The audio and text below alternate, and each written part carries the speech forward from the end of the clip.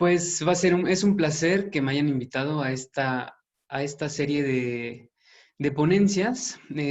Sobre todo habla de esta necesidad de pues seguir aprendiendo, así en tiempos difíciles, pues hay que cada quien dar nuestro granito de arena para seguir todos compartiendo el conocimiento y pues aprendiendo, que es pues de lo que se trata la medicina. Mi nombre es Milton Valencia, soy médico pasante del Servicio Social, soy egresado de la Universidad Autónoma del Estado de México y tengo pues bastante interés en este tipo de actividades, de pláticas para pues entre todos compartir el conocimiento y pues seguir aprendiendo, ¿no? Que eso es pues básicamente de lo que se trata. Entonces, sin más, vamos a empezar con este tema. Voy a tratar de que sea bastante digerible, de que sea un tema eh, eh, dentro de lo que cabe, que lo podamos entender de una manera sencilla. Y al final, pues, si tienen alguna duda, pues estaremos tratando de responderlas. Muy bien. Bueno, pues el tema es neumonía adquirida en la comunidad.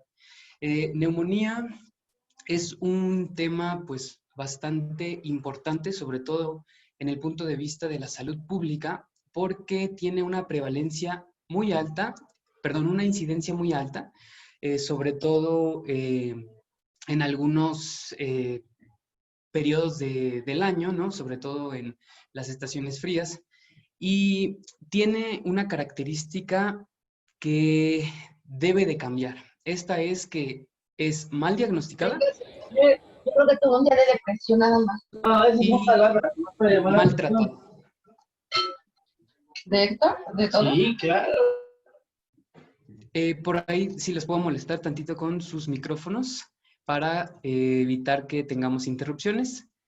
Entonces, les decía, es una enfermedad maltratada y muy diagnosticada, pues difícilmente. Entonces, de ahí su importancia, ¿no? Ok.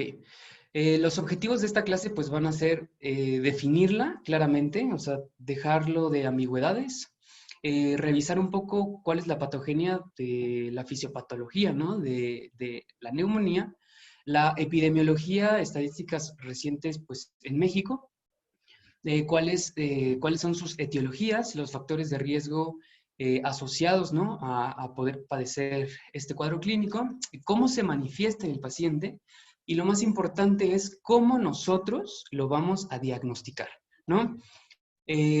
Muchas veces leemos cuando ponen probable tal, probable neumonía. No, no, no. Hay que darle un nombre y para eso hay criterios específicos. No, tenemos que dejar a un lado todos estos prácticas que a veces son de la vieja escuela, ¿no? De hablar sobre, con base en la experiencia de un médico, ¿no? Hay que irnos hacia la medicina basada en evidencias y para esto, pues, hay que consultar, pues, las guías para poder dar un diagnóstico preciso. ¿Qué pruebas complementarias existen y cuáles van a ser las indispensables para poder darle un diagnóstico y darle una severidad y un pronóstico al paciente? De ahí nos vamos a las escalas pronósticas, que son, voy a mencionar las que se utilizan más frecuentemente en la clínica y que son las que todo el mundo debemos de manejar. Y finalmente vamos a repasar un poco del tratamiento. El tratamiento es un tema muy complicado, a veces muy discutido, y hay muchas clínicas, muchas guías, perdón, están las guías americanas, las guías europeas, etcétera, para darle un tratamiento pues a esta patología que pues es bastante difícil en algunas veces de tratar. Entonces, el tratamiento sí es un tema que nosotros debemos estar constantemente actualizándonos, ¿no? Constantemente revisando qué hay de nuevo, porque pues va cambiando y sobre todo con esta tendencia que tenemos hacia así enfrentarnos a agentes multiresistentes, ¿no? A bacterias multiresistentes, etc. Muy bien. Dicho esto, vamos a empezar definiendo la neumonía. La neumonía es una enfermedad infecciosa respiratoria aguda. Estamos ante una infección del parénquima pulmonar. Es decir, cualquier agente etiológico, cualquier agente patógeno, puede ser una bacteria, puede ser un virus, puede ser un hongo, incluso puede ser un parásito.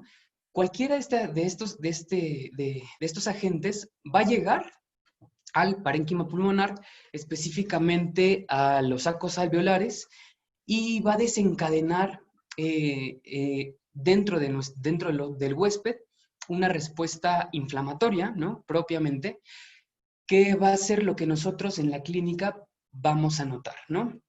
Entonces, esta infección propiamente la podemos definir como les acabo de mencionar.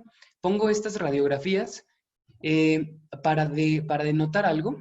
En la primera imagen que está abajo a su izquierda, podemos ver una tele de tórax, ¿no? Que tiene una buena técnica. No voy a describir de la A a la Z la radiografía, yéndonos a la técnica, es buena técnica, ¿no?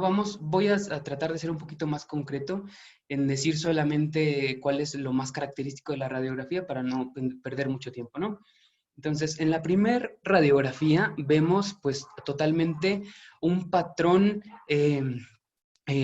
con infiltrados, ¿no? En ambos hemitórax, que puede ser un tanto difuso, sobre todo de predominio en ambos lóbulos inferiores, y podemos aquí de marcar un signo radiográfico que se llama broncograma aéreo, cómo se ven estas líneas, ¿no? Radiolúcidas que salen a partir del hilio pulmonar y que se van hacia distal, ¿no? Un poco se cefalizan.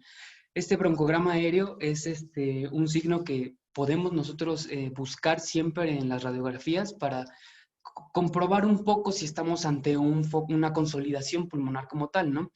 El broncograma, como ustedes saben, pues el pulmón, digámoslo así, está lleno de aire en un proceso neumónico. Ahorita vamos a ver. Los alvéolos están llenos de secreciones, llenos de pus, llenos de secreciones, y entonces la luz del alvéolo se pierde. Sin embargo, como saben, todas las ramificaciones del pulmón, los bronquiolos son exactamente el último tubito que está antes del saco alveolar. Esos persisten con aire, ¿no? La secreción está propiamente en el saco alveolar, y entonces los bronquiolos, perdón, se pueden marcar un poquito más, ¿no? En la radiografía se delimitan muy bien, y eso es a lo que llamamos broncograma aéreo. En esta primera radiografía se ve bastante bien marcado este signo, que debemos de buscarlo. En la de en medio, pues tenemos acá otra vez un patrón con infiltrados, en ambos pulmones, ¿no? En el hemitórax derecho, sobre todo en el lóbulo superior, y del otro lado, en el lóbulo inferior, ¿no? Y en la última radiografía, la del lado derecho, pues podemos otra vez ver un patrón totalmente, un poco intersticial, pero con signos francos de consolidación, ¿no? Una vez más, acá en la radiografía del lado izquierdo podemos ver una imagen radio opaca bastante marcada en el hemitórax izquierdo, que nos va a hablar prácticamente de un derrame pleural. Puede ser un derrame paraneumónico, como lo conocemos, pero también podemos estar ante otros cuadros clínicos, ¿no? Puede ser un derrame paraneoplásico, puede ser un empiema, puede ser etcétera, ¿no? Entonces, a pesar de que tenemos a la mano estas radiografías, lo que siempre va a marcar la pauta para poder nosotros dar un buen diagnóstico es la historia clínica completa del paciente, la exploración física, los datos clínicos, y al final nosotros nuestra sospecha la vamos a poder confirmar pues con las pruebas de gabinete, en este caso una radiografía de tórax, una tele de tórax. En la radiografía del lado derecho, pues podemos ver otra vez broncograma aéreo, un poco de un patrón intersticial, pero con datos francos de consolidación pulmonar, ¿no? Eso es lo que más vamos a poder ver en la neumonía, ¿no? Ahora, la neumonía la podemos clasificar de muchas maneras, depende la bibliografía que consultemos, la podemos clasificar de acuerdo a su etiología, de acuerdo al pronóstico que pueda tener, de acuerdo a dónde se adquirió la infección, ¿no? Esta clasificación que les pongo aquí es de acuerdo a dónde el paciente se ha enfermado y es la que con la que nos vamos a basar, ¿no? Primero tenemos la neumonía adquirida en la comunidad o también conocida como neumonía extrahospitalaria, que es propiamente un paciente pues, que se enferma fuera de un hospital. La que sigue es un paciente que se va a enfermar dentro del hospital, va a ser una neumonía nosocomial, pues que obviamente el panorama del posible agente causal pues cambia, ¿no? De acuerdo al hospital, de acuerdo a la región, etcétera, etcétera. Nosotros vamos a revisar específicamente la neumonía adquirida en la comunidad. Después abajo tenemos la neumonía asociada al cuidado sanitario, que es un término un poco recientemente se ha empezado a utilizar, que es la neumonía que surge a partir de un paciente que está constantemente en contacto con algún área de la salud, llámese hemodiálisis, diálisis peritoneal, llámese quimioterapias, que constantemente está yendo a un hospital, pero no necesariamente está internado, pero obviamente la etiología de su posible neumonía pues va a cambiar a lo que esperaríamos en un paciente pues que no tiene este tipo de contacto, ¿no? Tengo que remarcar que la neumonía en inmunocomprometidos es un tema totalmente aparte. No aparte, porque obviamente comparte muchos rasgos con la neumonía adquirida en la comunidad, pero por el tipo de pacientes, llámese si es inmunocomprometido, con un inmunocomprometido primario o adquirido, los agentes etiológicos cambian, el pronóstico cambia, el tratamiento obviamente cambia, ¿no? Entonces es un tema que se engloba totalmente aparte y hay que estudiarlo a fondo, pero aparte, ¿no? De la misma forma que la tuberculosis, ¿no? Es cierto que la tuberculosis se puede complicar con una neumonía, pero hay que estudiarlo aparte, ¿no? Entonces vamos a enfocarlos en la neumonía adquirida en la comunidad o NAC, ¿no? Ok, aquí datos importantes que debemos de remarcar es que nosotros pudiéramos pensar que estamos ante una neumonía adquirida en la comunidad, pero no es así. Un paciente que estuvo internado, piso de medicina interna, piso de cirugía, donde quieran, lo dan de alta, mejora, y en los primeros 10 días después de que se va del hospital, regresa, se vuelve a enfermar y debuta con una neumonía. Esta neumonía nosotros no podemos decir que la adquirió afuera porque tiene tiene esta alta previa del hospital y es antes de los 10 días, ¿no? Eso es algo que tenemos que tener en cuenta. Otra cosa, un paciente que ingresó, o sea, se hospitalizó y a los 2 días o 3 días, 48, 72 horas, empieza con una neumonía.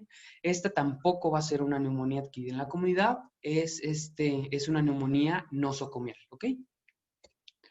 Aquí está lo que les estaba comentando, ¿no? Pacientes asociados a la neumonía asociada al cuidado sanitario van a ser pacientes que están constantemente en hemodiálisis, quimioterapia o que tienen cuidados de enfermería en domicilio, ¿no? Que por alguna razón tengan medicamentos intravenosos en domicilio, etcétera. Pues los agentes causales, pues cambian totalmente de una neumonía, entre comillas, simple, como la neumonía adquirida en la comunidad. Ok, bueno, pues ¿qué es lo que pasa, no? Para que podamos tener esta infección del parénquima pulmonar? Entonces, como les comenté, vamos a tener una proliferación de un agente patógeno, el que sea que llegue a los sacos alveolares. Y que dentro de los sacos alveolares, una vez que el sistema inmunitario trató de mermarlo, de mermar su reproducción, y no se pudo por sí solo, entonces el cuerpo, el hospedador va a desencadenar una respuesta inflamatoria para, pues, combatir este patógeno, ¿no? Entonces, eso es ante lo que estamos. ¿Cuáles son los mecanismos de defensa que tenemos, pues, para evitar que el patógeno, en primera, llegue y en segunda, desencadene esta respuesta? Entonces, vámonos desde lo más sencillo, desde el principio, de arriba hacia abajo. Las vías aéreas superiores, pues ya saben ustedes que se encargan, pues, de filtrar el aire desde las vibrisas. Los cornetes nasales se encargan, pues, de calentar el aire, y desde ahí ya sabemos que muchos agentes causales, muchos agentes patógenos, muchas partículas, pues, van quedando y se va impidiendo que lleguen más abajo. Después tenemos la ramificación, ¿no?, del árbol traqueobronquial. Bueno, también hay que mencionar todo el epitelio de la orofaringe. Después nos vamos todo el epitelio de la laringe, las secreciones, la tos, el reflejo nauseoso. Todos son mecanismos de defensa que van a tratar, pues, de evitar que el agente patógeno finalmente, pues, llegue al saco alveolar. Aquí es importante mencionar, pues, ustedes recordarán qué tipo de epitelio tenemos en la vía respiratoria, ¿no? El epitelio más comúnmente es un epitelio cilíndrico, ciliado, que esa es la característica. Estos cilios, pues, van a ser un mecanismo de barrido, ¿no?, que va a ser ascendente, pues, para eliminar todas las secreciones y con ello todas las partículas que traten de ingresar al cuerpo. Una vez que por determinadas situaciones el agente alcanza el saco alveolar, es decir, que ya está en lo más profundo del sistema respiratorio, la última línea de defensa que tenemos son los macrófagos alveolares, ¿no? Estos macrófagos son células inmunitarias presentadoras de antígenos que se encargan de fagocitar, de comerse este agente patógeno, de procesarlo y de presentárselo a otras células del sistema inmune y empezar a orquestar toda una respuesta inflamatoria, ¿no? Aparte de los macrófagos, tenemos dentro de la sustancia tensioactiva en el saco alveolar unas proteínas que se llaman la proteína A y D, que funcionan como opsoninas, que, pues, se pegan alrededor del patógeno para impedir, pues, que pueda moverse y que pueda seguir secretando todas sus toxinas y así, pues, evitar que siga siendo perjudicial. Solo cuando todos estos mecanismos de defensa son sobrepasados, entonces sí, vamos a estar nosotros ante una neumonía que se va a manifestar. ¿Quién desencadena entonces la respuesta clínica? Pues es fácil nosotros poder concluir que, pues, es el agente patógeno. Sin embargo, y creo que en esta época de pandemia y de estar atento ante las neumonías atípicas, nos enteramos que no, que lo que francamente desencadena la respuesta clínica es el propio cuerpo, ¿no? Es el hospedador. Entonces, ¿quién desencadena esta respuesta? Como ya les comenté, son los macrófagos.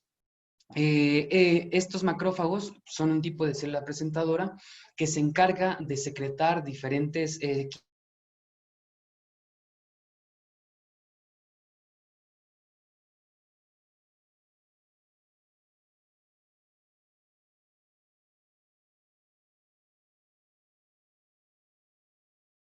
¿Qué mediadores de inflamación van a secretar? Principalmente interleucina 1 y factor de necrosis tumoral, aunado a cierto tipo de quimiosinas como la interleucina 8 y el factor estimulante de colonia de granulocitos. Estos el macrófago los secreta y entonces va a reclutar a más células inmunitarias, sobre todo neutrófilos, ¿no? Estos neutrófilos se van a reclutar, van a llegar por quimiotaxis, ustedes ya saben, al alveolo. Y entonces en el alveolo, pues va a empezar toda esta orquesta que es muy compleja y hay que estudiarla con pincitas porque es un poco complicada. No vamos a ahondar mucho en ella, pero toda esta respuesta inflamatoria al final va a causar una serie de cambios, ¿no?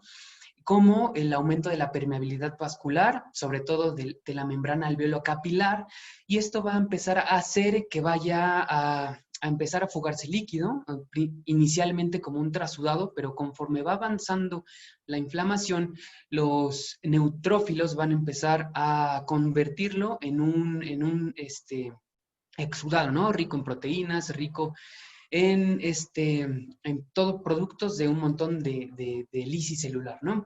Todo esto al final se va a manifestar con ocupación del espacio alveolar, como ya les había mencionado, que van a ser, francamente, las secreciones. Entonces ya estamos en el momento en el que el alveolo está totalmente lleno de líquido, de secreciones de pus. Inclusive puede haber esta ruptura de la barrera alveolo capilar y fugarse algunos eritrocitos, tener hemoptisis en algún momento, es totalmente es consecuencia de esta respuesta que estamos hablando, ¿no? Entonces, una vez que tenemos el alveolo ocupado totalmente por una secreción purulenta, rica en proteínas, vamos a tener una serie de fenómenos. Uno, se va a disminuir el espacio aéreo, obviamente, vamos a tener menos alveolos funcionales, vamos a tener una disminución de la distensibilidad pulmonar, porque las fibras elásticas van a estar luchando cada vez no contra aire, sino contra ahora un líquido que está dentro del alveolo, y esto va a desencadenar alteraciones de la ventilación-perfusión, ¿no? Como ya todos hemos estudiado fisiología pulmonar en algún momento, pues sabemos que el alveolo va a estar perfundido y va a estar ventilado. Este equilibrio entre que llegue aire y llegue sangre va a permitir pues una buena hematosis, un buen intercambio gaseoso, y si por alguna razón, si no está bien ventilado, va a haber problemas, y si no está bien perfundido también vamos a estar en problemas. En este caso vamos a tener alveolos no ventilados. Y esta alteración de la ventilación-perfusión va a desencadenar, pues, lo que ya conocemos como una hipoxia, ¿no? Una hipoxemia que puede llegar a ser desde leve hasta grave y fulminante, ¿no? Entonces, vamos en la exploración física, aquí está mencionado que podemos encontrar estertores y que pueden ser de diferentes matices, dependiendo la intensidad de las secreciones y de la congestión del parénquima, entre estertores rudos, gruesos, o crepitantes, más finos. Toda esta respuesta también puede ocasionar que en algún momento haya broncoespasmos y se exacerbe, ¿no? El cuadro neumónico, y al final lo que nosotros vamos a ver en el paciente pues es un cuadro clínico franco de disnea principalmente, consecuente pues de toda esta orquesta de respuesta inflamatoria que existe.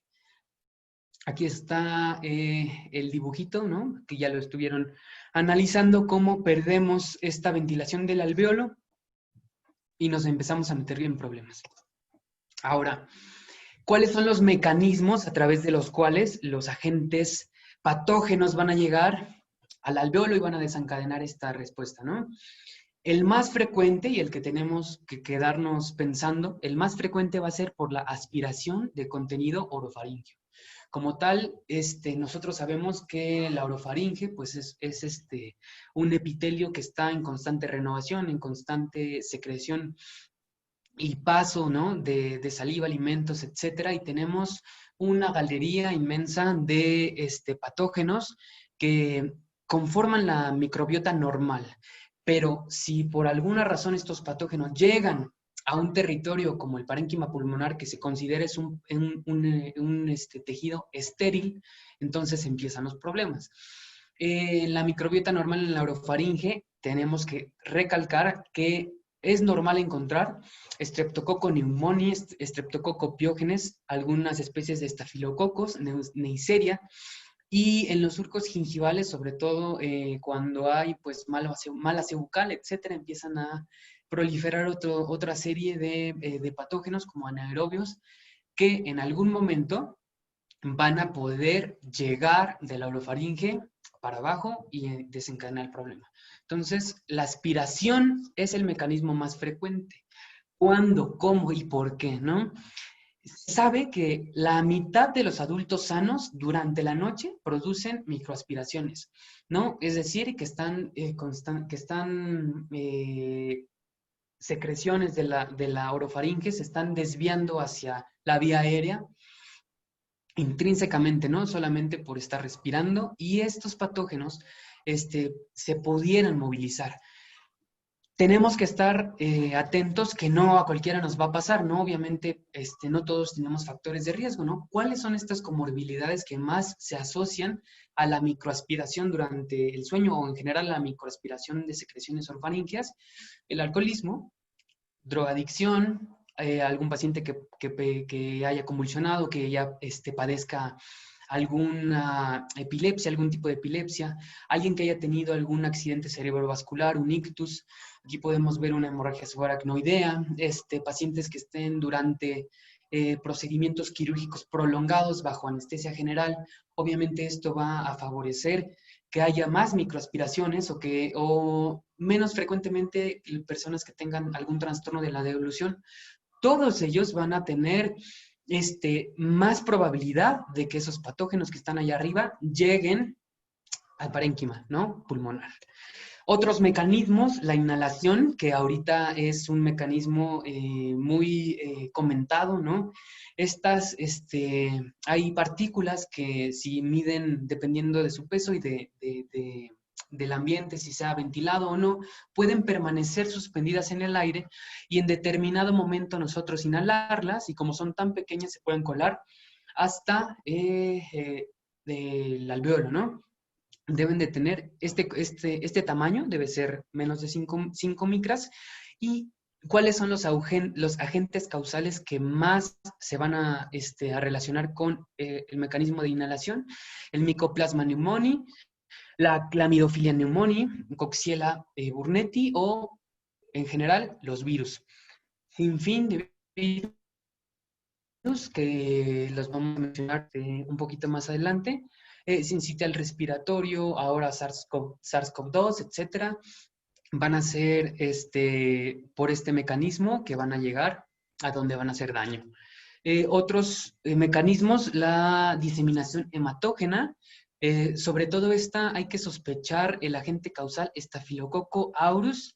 Aquí tenemos una imagen de una endocarditis bacteriana, ¿no? Si estamos, sobre todo si hay vegetaciones o alguna endocarditis tricuspidia, va a ser más fácil que llegue a la circulación pulmonar, ¿no? Y que pueda colonizar.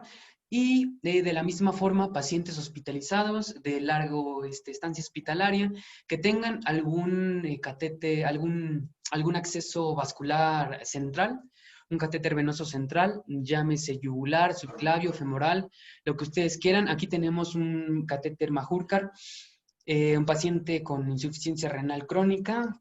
Todos estos, sobre todo, si hay más una mala técnica de antisepsia o asepsia también, podemos orientarnos a que estemos ante un Staphylococcus aureus. Por eso este agente pues va a ser más frecuentemente visto las neumonías pues nosocomiales, ¿no?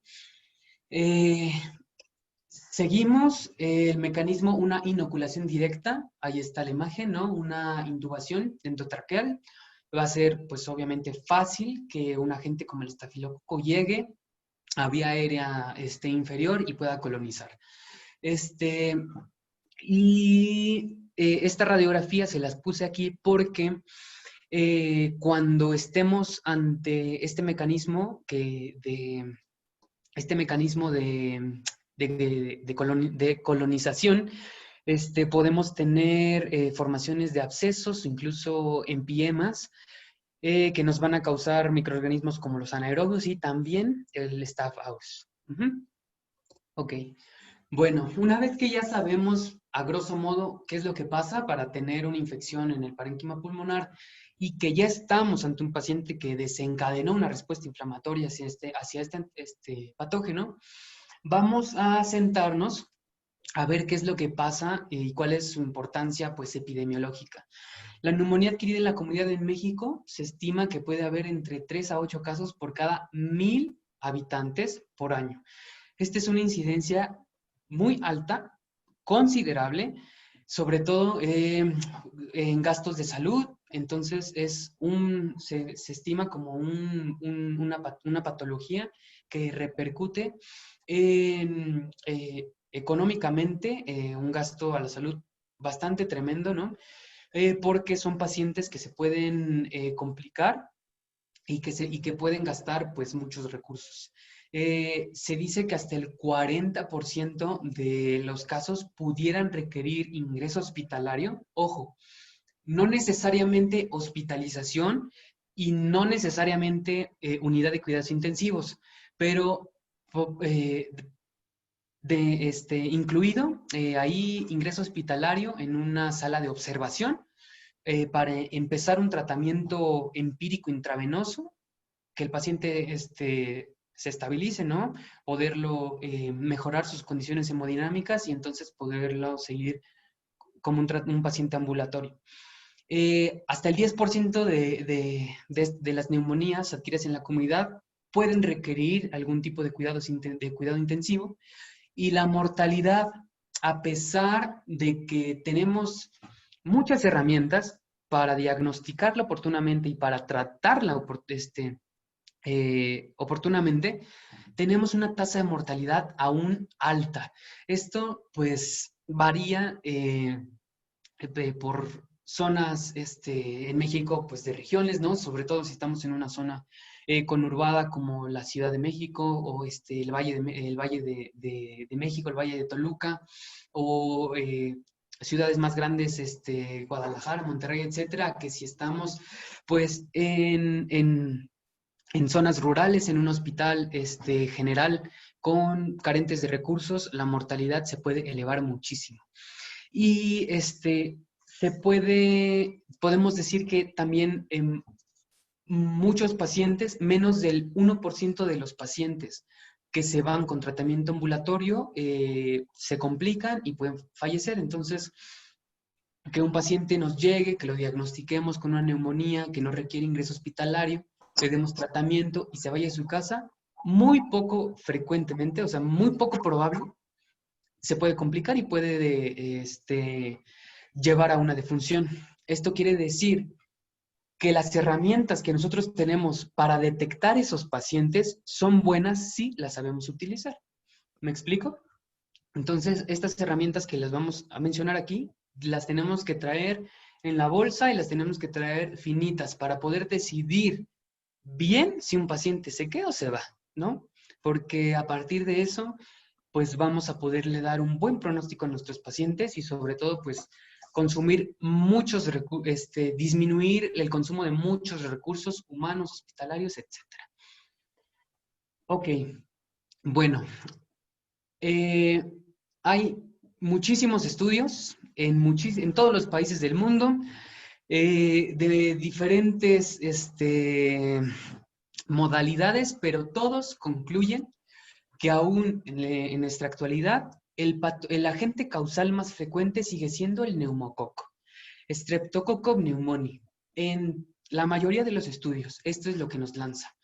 Entonces, pues es un dato así de mucha ayuda a nosotros conocerlo, ¿no?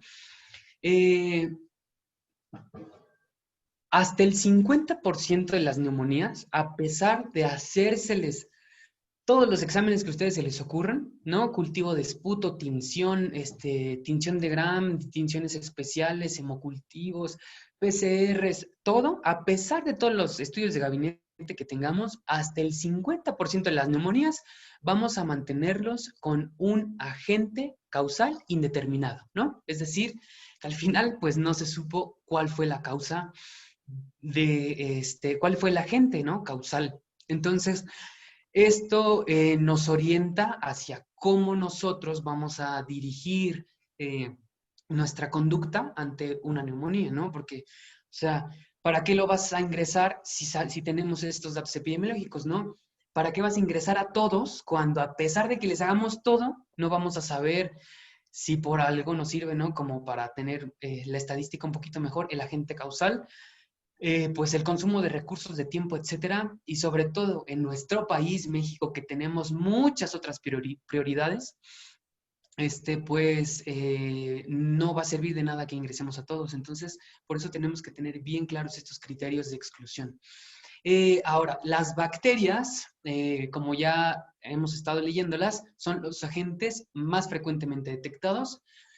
A lo mejor en estudios que vayan a ser retrospectivos dentro de un año vamos a tener cambios en la epidemiología, ¿no? Por esta pandemia, que a lo mejor los virus empiezan a tener un poquito más de relevancia en este periodo, pero yo creo, bueno, no les digo que no hay que decir yo creo, pero la corriente va a que esta epidemiología no va a cambiar, ¿no? Ahorita tenemos un foco, un pico viral, pero cuando tengamos la vacuna, etcétera, toda la epidemiología, pues probablemente se va a mantener como hasta ahora se ha hecho, ¿no? Aquí están los virus, hasta un tercio son los agentes causales de las neumonías, y estos van a tener una característica que va a hacer que se presente la neumonía de forma atípica, ¿no? Que es como la literatura lo marca. Ahorita vamos a ir para allá. Y otra cosa que tenemos que tener muy presente y que ahora sobre todo nosotros, pues que somos médicos jóvenes, que nos estamos formando, estamos en un momento de la historia en que este es un tema que nos debe competir muchísimo, ¿no? Porque nosotros somos los que nos vamos a quedar ejerciendo la medicina de aquí a 30, 40 años más en el futuro. Y va a ser un problema al que nosotros nos vamos a enfrentar, ¿no? Que es el aumento significativo de gérmenes multiresistentes, ¿no? De bacterias súper resistentes que no sean sensibles a 1, 2, 3 o 4 diferentes antibióticos.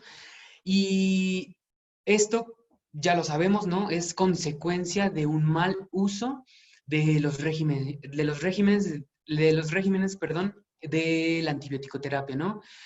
El antibiótico mal escogido, el tiempo no adecuado, la posología mal adecuada, etcétera.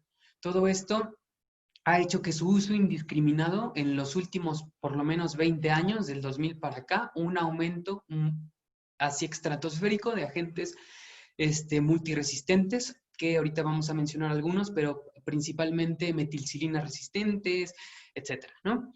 Entonces esto tenemos que tenerlo en mente, ¿no? Para poder nosotros dominar el tratamiento cuando vayamos a usar un antibiótico, usarlo de forma de una buena forma, ¿no? De forma responsable es la palabra que quiere decir. Muy bien. Ahora, ¿qué factores de riesgo vamos a tener en un paciente que desarrolle neumonía? Aquí están, ¿no? Todos los que ustedes quieran también, pero principalmente una enfermedad estructural del parénquima pulmonar, llámese POC. Aquí está una radiografía, ¿no? Que es la imagen que está abajo. Un paciente, pues, franco con EPOC, ¿no? Con este tórax centonel, un poco de aumento de la radiopacidad en general del parénquima pulmonar, horizontalización de los arcos costales, abatimiento de los semidiafragmas. Este paciente tiene todo para que se colonice fácilmente, ¿no?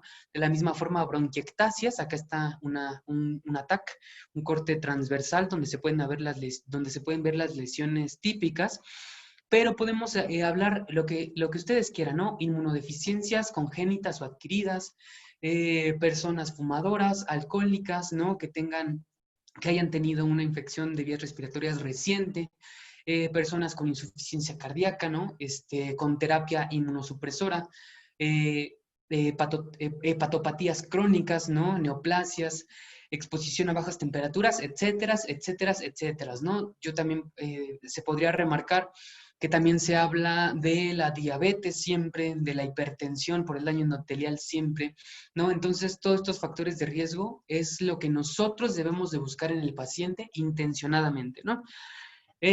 Como saben, siempre la clínica es la piedra angular para que nosotros podamos establecer el diagnóstico y hay que buscarlos, ¿no? Normalmente le preguntas a un paciente, azúcar en su familia, presión alta en su familia y siempre te van a decir que no, ¿no? Pero hay que buscarlas intencionadamente cuando estemos ante un caso, sobre todo de presentación atípica o un caso muy grave o un paciente que tenga una evolución muy tórpida, ¿no? Que se complique, hay que buscarlas. Llega un momento en el que estamos frente al paciente ya en el piso de medicina interna y no sabemos para dónde hacernos, ¿no? Se empieza a complicar, no tenemos un agente etiológico determinado y entonces no tenemos otra más que regresarnos, sentarnos con el paciente o sentarnos con el familiar e investigar factores de riesgo y hacer una historia clínica detallada, ¿no? A veces nos da flojera, nos puede causar un poco de, no, pues eso para qué, ¿no? ¿Para qué gasto tiempo, ¿no? En preguntar este tipo de cosas si yo ya sé que le voy a dar, etcétera.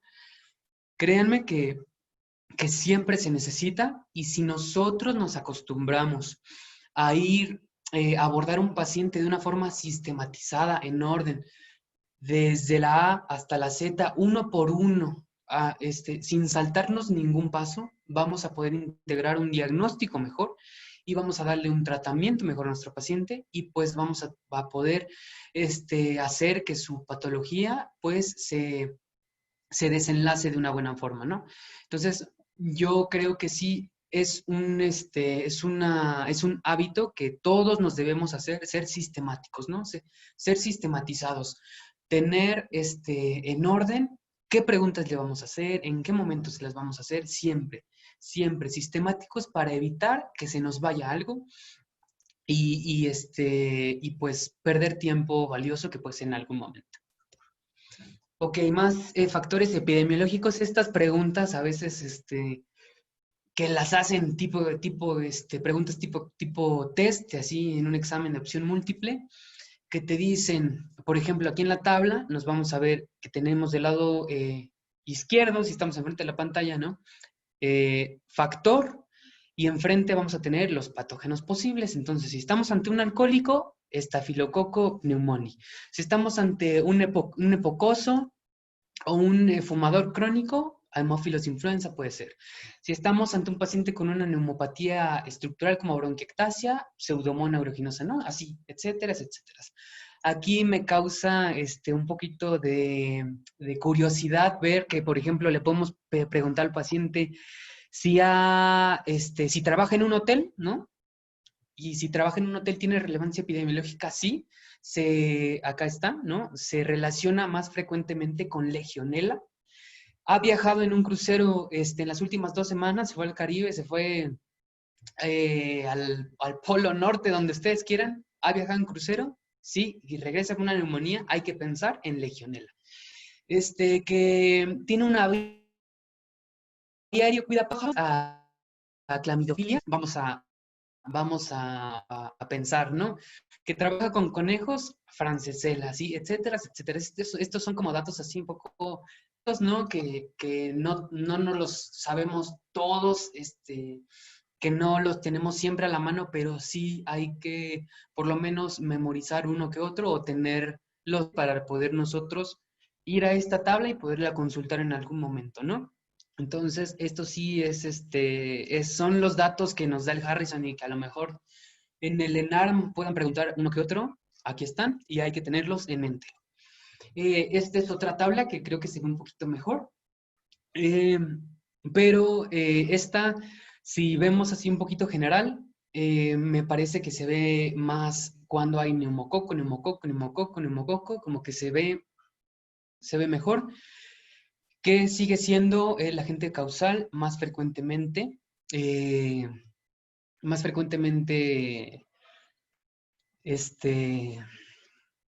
encontrado, ¿no?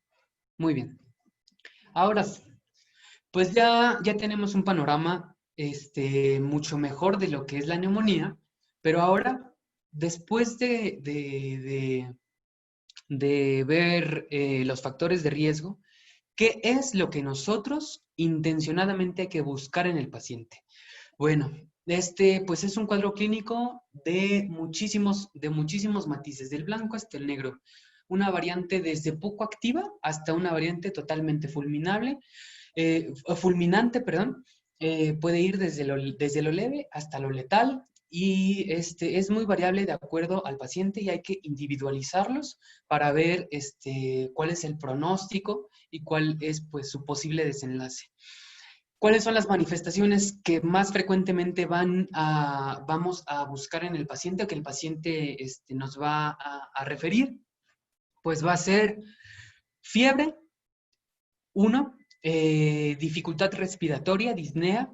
Puede ser toda la gama que ustedes ya saben, desde disnea en reposo hasta de medianos o grandes esfuerzos. Taquipnea, ¿no? Aumento de la frecuencia respiratoria, una tos productiva, una expectoración purulenta, o puede ser también como a forma de hemoptisis. A veces tenemos como relacionado la hemoptisis más con otras patologías como tuberculosis, etcétera, ¿no? Pero hay que tener en mente que, por ejemplo, un estafilococo aureus metilcilina resistente muy frecuentemente también se puede manifestar como una hemoptisis, ¿no? Un paciente con taquicardia puede también, al contrario de la fiebre, encontrar nosotros con hipotermia, ¿no? Esto sobre todo en pacientes que se comportan de una forma más peculiar, sobre todo los ancianos, pueden encontrarse hipotermia. Dolor pleurítico, ¿no? Cuando dicen ese dolor de pulmón, ¿no? El dolor pleurítico propiamente, pues es nos habla de una afectación de la pleura parietal, ¿no? Antes de que la pleura parietal si no está afectada, generalmente no van a tener dolor pleurítico, ¿no? Torácico, generalmente unilateral. Y la epidemiología nos sirve, pues, nos dice que si tiene dolor pleurítico, nosotros podíamos inclinarlos por un Mycoplasma pneumoniae, ¿no? Si tenemos a la auscultación crépitos, también Mycoplasma pneumoniae o estertores, ¿no? Todas estas son como manifestaciones generales que le vamos a buscar al paciente. Pero debo de remarcar, debemos de ir paso por paso, ¿no? Una vez ficha de identificación, antecedentes heredofamiliares, antecedentes personales patológicos y preguntarle antecedentes de hospitalizaciones, cirugías, transfusionales, fracturas, alérgicos, etcétera. Y una vez que terminemos esto, que es a grosso modo el principio de nuestra historia clínica, nos vamos a ir a interrogarlo por aparatos y sistemas. Primero, podemos empezar como ustedes quieran, pero aparatos y sistemas podemos empezar con manifestaciones cardiovasculares, pulmonares, y así nos vamos a ir, ¿no? Para poder encontrarlas. El motivo de atención, ¿no? Esta es una pregunta que debemos hacer al principio. ¿Por qué viene el paciente? ¿Por qué me trajeron al abuelito? ¿Cuál es el motivo de la consulta, ¿no? No los va a dar. Entonces, una vez que ya integremos nuestra historia clínica, vamos a empezar a ver al paciente, ¿no? Como nos daban nuestras clases de propedéutica desde que entra, con mal estado general, ¿no? Si viene envuelto en un montón de cobijas porque tiene frío, a lo mejor tiene fiebre, lo vamos a ver con taquipnea, utilización de músculos accesorios, ¿no? Y nos vamos a ir paso por paso, ¿no? Lo vamos a inspeccionar, los a llevar a la mesa de exploración y vamos a poder empezar con la palpación, después a la percusión, obviamente todo esto pues del tórax y al final lo vamos a auscultar, ¿no? Aquí tengo esta diapositiva que me gusta muchísimo. Vamos a estar cuando una neumonía hay que buscar. Bueno, cuando tengamos un paciente con un cuadro clínico respiratorio, hay que hacer semiología de la vía respiratoria y hay que integrar o tratar de integrar con la exploración física un síndrome pleuropulmonar. Ustedes ya conocen cuáles son los diferentes síndromes pleuropulmonares que hay, pero aquí hay que repasar lo que es el síndrome de condensación. Sabemos que tenemos el de neumotórax, etcétera. Vamos a ver, ¿cómo vamos a ver al paciente? Primero la inspección, la amplexación del pulmón, de la caja torácica va a estar disminuida. Nosotros vamos a posar nuestras manos sobre la pared, sobre el tórax, sobre la parte posterior, sobre la espalda del paciente y le vamos a decir, por ejemplo, que diga la palabra 33, ¿no? O ferrocarril, que tiene estas consonantes que son un poco más rudas, que van a hacer que nosotros a través de nuestras manos sintamos si esta transmisión de las vibraciones vocales van a estar aumentadas, ¿no? Como nosotros ya sabemos, si están aumentadas, quiere decir que el sonido va a viajar de una manera más fácil, ¿no? Dentro del paciente, lo que nos va a orientar hacia que estemos ante una condensación, ¿no? Vamos a ir palpando la espalda del paciente y que vaya repitiendo el 33 o el ferrocarril y nosotros tratar de sensibilizar nuestras manos y sentir estas vibraciones vocales aumentadas, ¿no? Esto pues yo creo que es bastante difícil, ¿no? De adquirir esta destreza, ¿no? Pero no vamos a tener más que explorar al paciente siempre. Explorarlo a más pacientes, palpar más pacientes, hasta que poco a poco vayamos adquiriendo pues esta capacidad, ¿no? De tener un tacto un poquito más fino. Después, esto es el dato pivote de nuestro síndrome pleuropulmonar de condensación, que como ustedes ya saben, vamos a ir percutiendo cada espacio del tórax y vamos a ir delimitando en qué momento cambia el sonido de la percusión de un claro pulmonar a un sonido con matidez, ¿no? Esto podemos estar ante un derrame pleural también, ante un derrame paraneumónico, ¿no? También, o ante solamente una consolidación pulmonar. Entonces hay que percutir y escuchar, y escuchar el sonido, ¿no? que proviene. Y a través de esto delimitar qué hemitórax, si no sabemos qué lóbulo, que es muy difícil, por lo menos qué hemitórax es el que está más comprometido. Y al final, que es casi que nada más para integrar la cereza del pastel en la exploración, es el uso del estetoscopio, ¿no?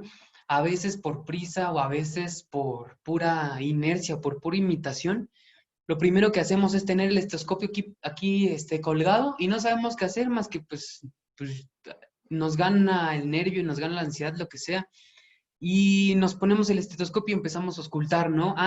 Sí, y no hicimos una buena inspección, una buena palpación y una buena percusión, ¿no? Todo esto hay que integrarlo. Y hay que llegar a la auscultación al final. Digo, pueden empezar con la auscultación y la pura auscultación nos puede dar datos francos de neumonía. Sin embargo, hay que integrar todo lo que ya tenemos a través de lo que vimos y de lo que palpamos, poderle dar un significado con el estetoscopio, que va a ser pues lo más fino que vamos a tener antes de utilizar pruebas complementarias. Entonces, los ruidos respiratorios pues pueden estar disminuidos, totalmente abolidos, ¿no? En caso de un derrame pleural o si estamos propiamente en el lóbulo de condensación, pues escuchar estertores. También podemos encontrar crepitantes y que les puse aquí abajito, la egofonía, ¿no? Que también con el estetoscopio nosotros le vamos a pedir al paciente que repita la palabra 1, que es una palabra que tiene mucha resonancia, ¿no? Y que se transmite fácilmente a la caja torácica. Y lo que normalmente escucharíamos es que la palabra 1 nosotros la auscultemos un poquito apagada, tenue, pero cuando estamos ante una condensación, parece que el paciente nos está hablando aquí en la oreja, ¿no? Esto es lo que se llama egofonía. Puede ser un sonido, un sonido de la voz del paciente ronco, un poquito fuerte, y la literatura dice que es como el balido de una cabra, o bueno, me corrigen si le estoy diciendo mal, balido de la cabra, que es como lo describen. La verdad es que yo lo describiría más como si el paciente te estuviera hablando aquí muy fuerte, un poco ronco, y pues esos son datos claros de que hay una condensación ahí, ¿no? O sea, la voz se está transmitiendo mucho más fácil porque pues el tejido no es aire, ¿no? Ya va a haber secreciones, ya va a estar más consolidado y el sonido va a viajar más fácil. Ok, bueno, pues ya llegó el paciente, ya lo vimos, mal estado general, ya nos dijeron, ya todo el mundo sabe que probablemente sea una neumonía, pero ¿cómo vamos a poder decir el diagnóstico es una neumonía adquirida en la comunidad o nosocomial, lo que sea, pero va a ser una neumonía? ¿Cómo? El diagnóstico es clínico y radiográfico. Esto hay que tenerlo bien presente. Si nosotros tenemos la sospecha clínica, necesitamos mandarle al paciente, y porque así lo dicen las guías, una radiografía, que es lo mínimo con lo que nos tenemos que apoyar. O sea, probablemente tenemos una probable neumonía por nuestra exploración física y nuestro diagnóstico clínico, pero no le vamos a poder dar el nombre si no tenemos una radiografía. Y este es un fragmento de la guía, ¿no? De la guía, pues, del CENETEC, ¿no? De la nuestra, la mexicana, la última actualización que nos dice, y se los voy a leer: no hay combinación alguna de exploración física e historia clínica que pueda confirmar el diagnóstico. Ahí está, ¿no? Clarísimo. Los hallazgos clínicos individuales o combinados no predicen de forma adecuada si un paciente tiene o no neumonía. Es decir, solo con lo que nosotros interroguemos y con lo que nosotros investiguemos no podemos darle el nombre definitivo, ¿no? Entonces, la recomendación es: se debe realizar una radiografía de tórax, una tele de tórax, si se requiere la certeza diagnóstica en el manejo de un paciente con sospecha de neumonía. Esto, acuérdense, son guías. Obviamente, si no tenemos el recurso a la mano, pues, o sea, tampoco estamos atados de manos, vaya. O sea, si estamos con una sospecha clínica franca, obviamente que lo podemos manejar como neumonía, pero en el mundo ideal, por lo menos, necesitamos una radiografía de tórax. No quiero decir de escrutinio, pero sí ante una sospecha clínica de neumonía, hay que mandársela. Y esto pues lo tenemos hasta en las unidades de medicina familiar, tenemos la posibilidad de mandar una radiografía, y esto es una herramienta indispensable en este contexto. Entonces, ¿cuál es la definición de neumonía? O sea, de acuerdo a las guías, es que nosotros en la radiografía de tórax encontremos infiltrados, es decir, que nosotros podamos visualizar condensaciones del parénquima pulmonar, más dos de los siguientes que vienen mencionados. Uno, tos, generalmente, como ya vimos, pues es productiva, ¿no?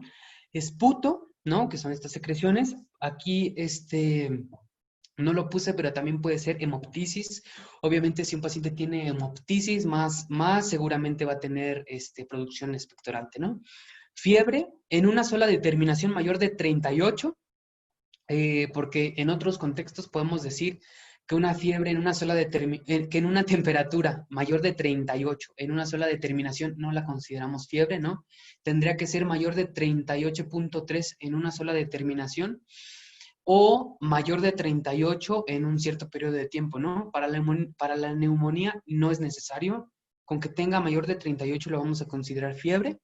O, como ya lo comenté un poco más atrás, una temperatura corporal menor de 36.1, que no como tal va a ser hipotermia, pero sí va a ser una disminución de la temperatura corporal que nos va a hacer sospechar, sobre todo esto en pacientes ancianos y personas inmunocomprometidas, ¿no? Que no tengan una respuesta inflamatoria muy florida, si lo podemos decir así. Que ante la auscultación vamos a tener una sospecha de neumonía, como ya vimos, el síndrome pleuropulmonar de consolidación. Vamos a tener en la biometría hemática leucocitosis. Vamos a aquí establecer el rango mayor de 10,000 o una leucopenia menor de 4,000. Esto también va a ser en una población más especial, como vuelvo a los ancianos, reactantes de fase aguda, como la proteína C reactiva, más de 3 veces lo normal, o más o menos un corte más de 30 miligramos litro, ya podemos considerarla positiva. O que esté el paciente con una hipoxemia, esto necesitaríamos una gasometría arterial para tener una presión parcial de oxígeno menor de 60 con un aire, con una fracción de inspiración, una fracción inspirada de oxígeno al aire ambiente, ¿no? Datos de disnea, que el paciente nos refiera, dificultad para respirar, y que nosotros podamos visualizar taquipnea. Algunas guías nos marcan más de 30 respiraciones por minuto, como el corte, ¿no? Para poder decir taquipnea, pero obviamente podemos ver, sobre todo, muchos otros, por ejemplo, tenemos más laboratoriales, por ejemplo, la calcitonina, ¿no? O sea, no solamente la leucocitosis, hay que ver cómo está la diferencial, etcétera, etcétera, ¿no? Pero la guía nos dice, radiografía de tórax con infiltrados más 2 de los siguientes. Entonces, si tiene una consolidación lobar y tiene fiebre y tiene tos expectorante o tiene tos productiva, es el diagnóstico definitivo de neumonía, ¿ok? Ahí está. Ok, adultos mayores, perdón.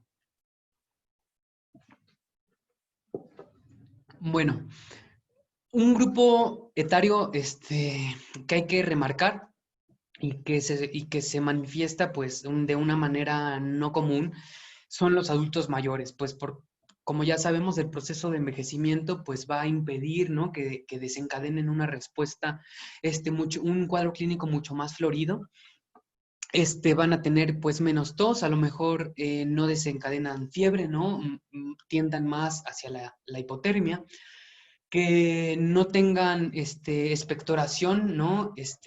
Purulenta, mucho menos hemoptisis, porque pudieran estar deshidratados, ¿no? Es bien, no es bien frecuente, pero es bien notorio cuando tenemos un paciente que pues tiene neumonía por alguna u otra razón, se va de tratamiento ambulatorio y regresa, ¿no? Y regresa exacerbado, mal, y no sé, aún sigue con el tratamiento ambulatorio que se llevó del hospital.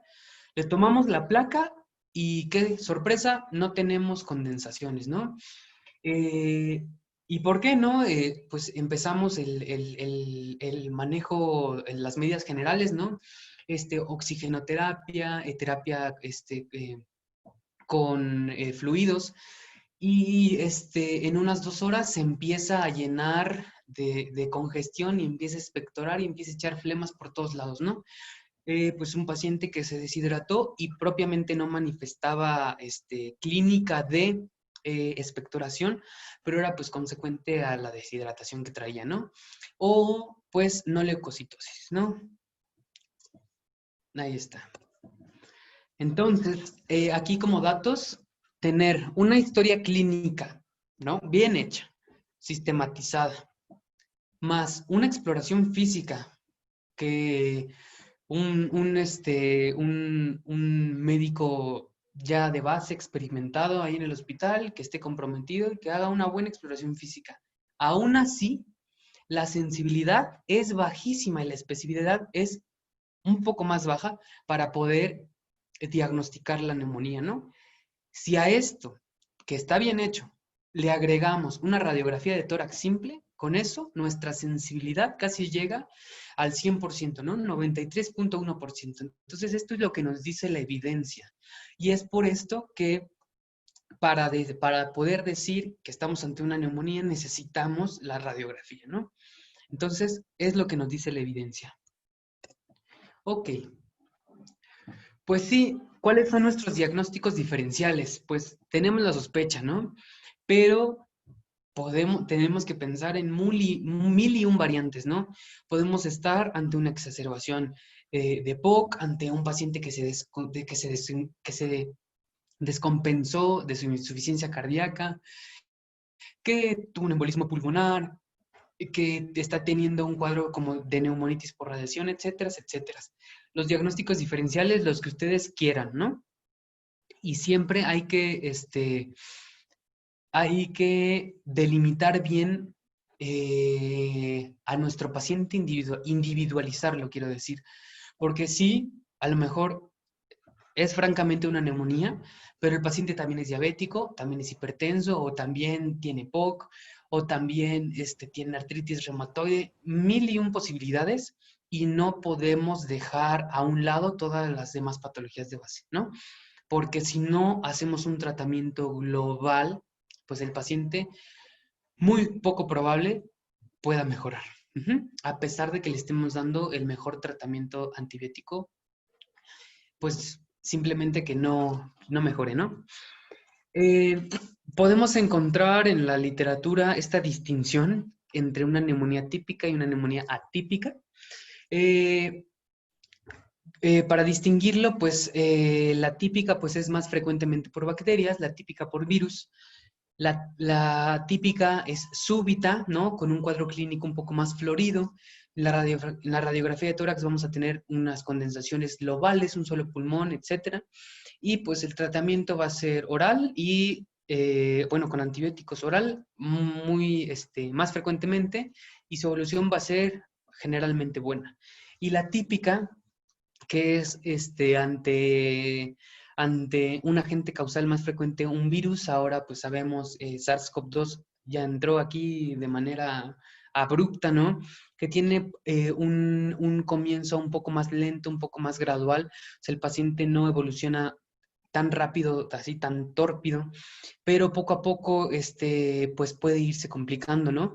Puede no tener fiebre, puede tener solo febrícula, puede tener una tos seca, no expectorante, dolor de cabeza, dolor muscular, ¿no? De articulaciones y a veces disnea, ¿no? Pero ya nos hablaría de un dato de severidad.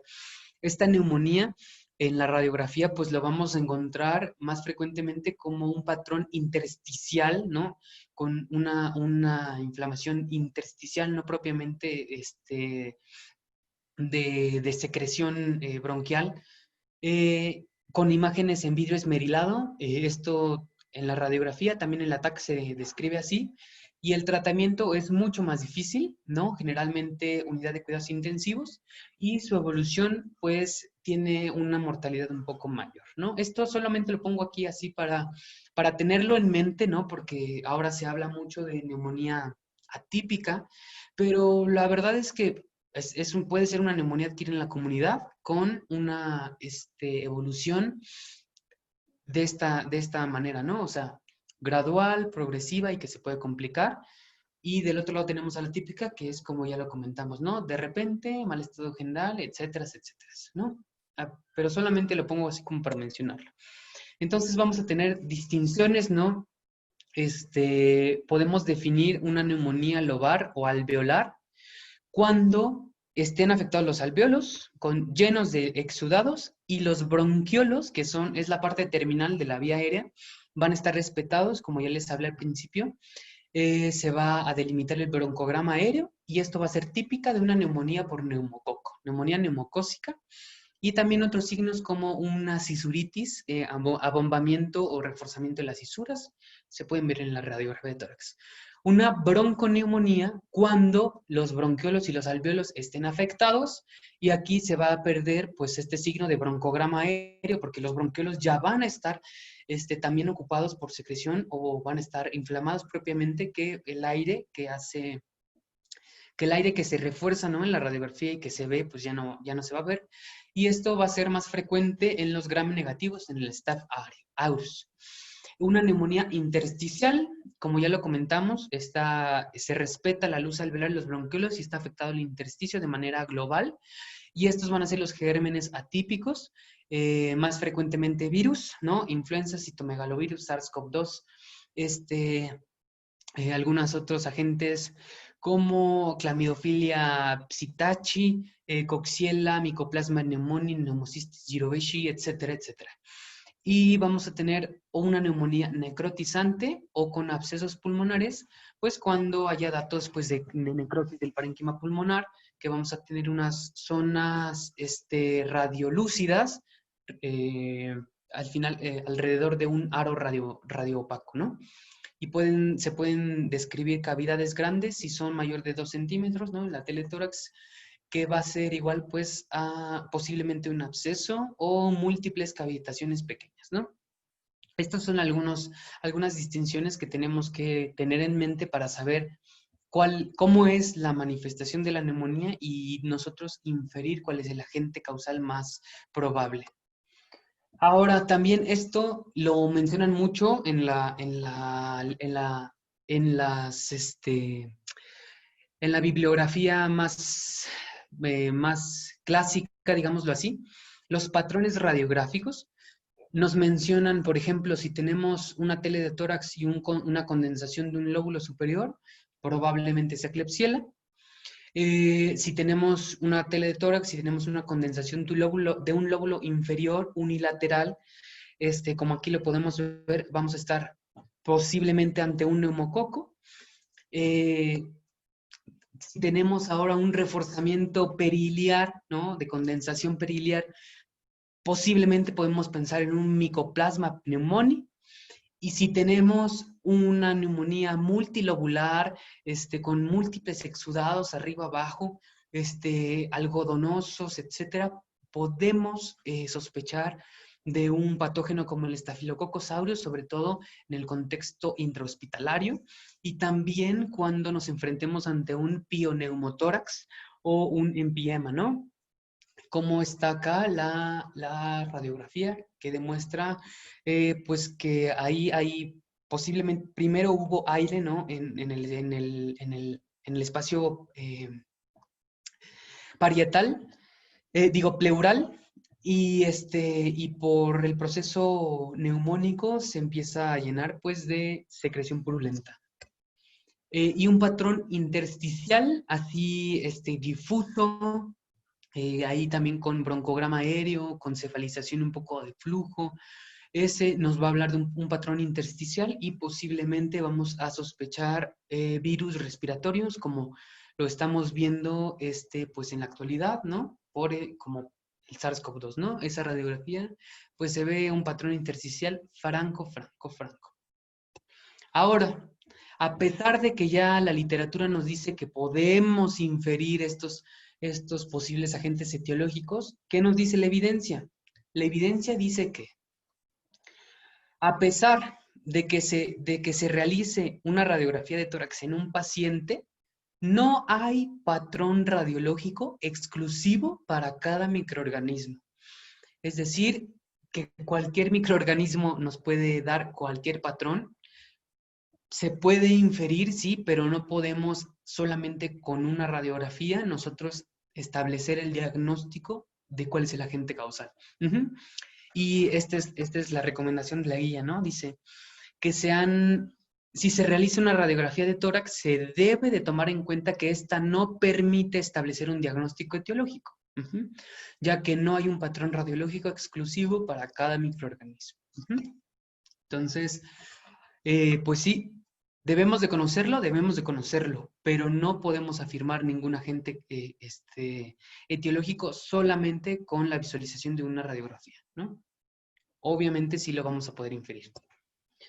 ¿Cuáles son nuestras pruebas complementarias? Bueno, tenemos una batería muy grande. Las principales que les voy a mencionar son de la expectoración del paciente que nos regale una muestra de esputo.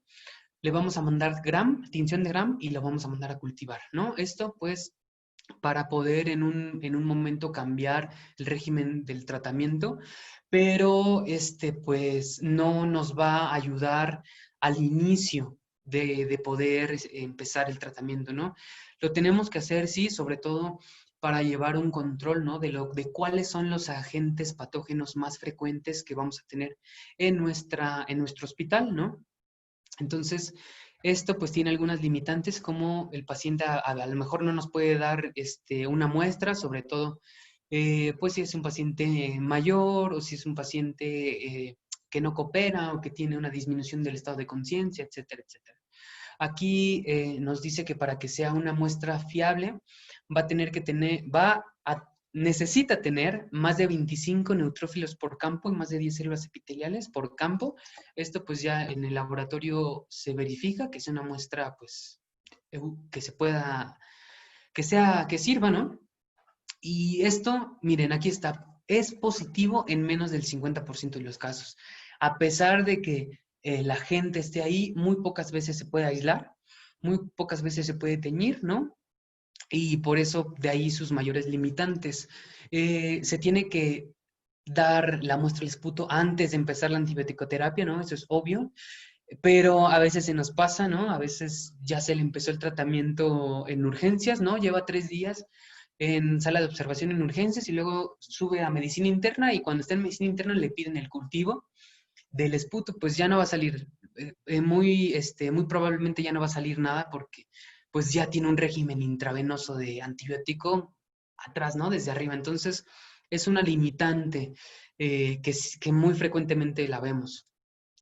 Sobre todo, esta técnica es útil en la unidad de cuidados intensivos con una obtención de la muestra buena, sobre todo por lavado broncoalveolar, por broncoscopías. Esto es pues, un recurso que está muy limitado y hay que pedirle tinciones especiales cuando sospechemos otro tipo de patógenos, sobre todo eh, tuberculosis, ¿no? Como es la tinción de Ziel-Nielsen. Pero bueno, hay que tomarlo en cuenta. ¿Cuándo vamos a pedirle una tomografía al paciente y someterlo a un estudio pues, un poco más invasivo por el tema de la radiación? Cuando, a pesar de todo, sigamos teniendo duda diagnóstica o como ahora, pues los algoritmos nos digan que tenemos que pues que hacerle este estudio, ¿no? Pues obviamente la TAC va a tener una mucho mayor sensibilidad y vamos a poder ver lesiones que en una radiografía posiblemente no vimos. Hemocultivo. El hemocultivo se pide, ¿no? Sobre todo central. Bueno, central y periférico es generalmente más útil el central para poder aislar a algún agente. Sin embargo, miren, el porcentaje de positividad es muchísimo, muy bajo. Del 5 al 14%, y otra vez aquí, el germen más aislado es el neumococo. Entonces, esto nos ayuda mucho para ir hacia dónde vamos hacia cómo vamos a dirigir el tratamiento.